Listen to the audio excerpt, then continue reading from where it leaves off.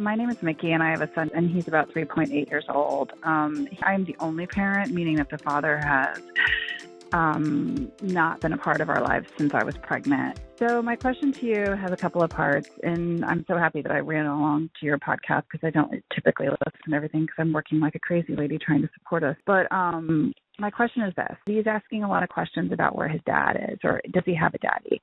And it's, of course it's heartbreaking, but also it's like, what do I say? Like, I want him to see me as like the strongest, which he does. He thinks I'm a superhero, but I just don't know what I'm supposed to say.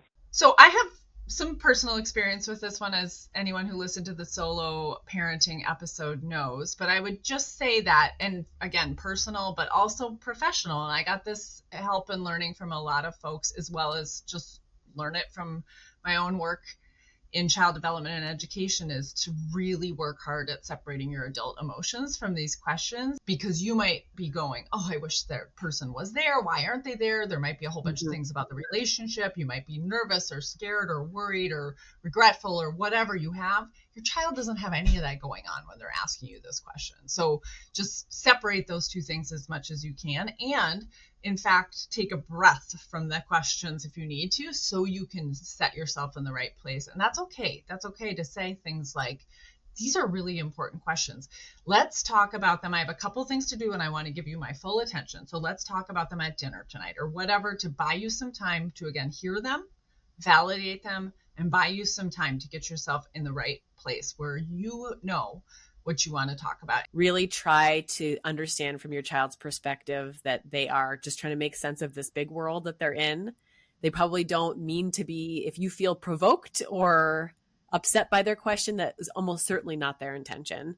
I'm certain that you can find a book about a family that looks like yours. Lean into that, make a social story. Your social story can involve photographs of every single adult in this child's life who loves them. All adults should be validating all different kinds of families are special and important, and there's not one right way to have a family. So you can also point that out when you're out in public. You can say, look at that family. That family looks like maybe they have two moms. I bet everybody loves each other in that family, and not make a big deal about it. Just acknowledging the different variations of families. Oh, look at that family. There's a dad, and maybe that's the grandma. I wonder, what do you think? That looks like a family that's having a lot of fun together. Just noticing differences and reflecting it in a really positive way versus any kind of a deficit way. If this is someone that was in your life at some point and there are positive memories, those are the ones to share.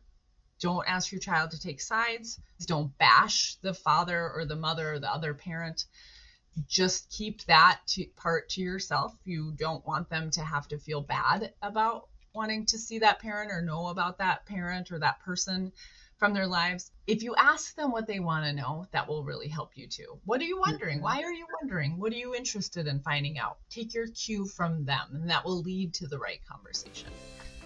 I think the last thing I'll say too is enlist your village. I know this caller even mentioned maybe doing some of that, and we could not emphasize that more.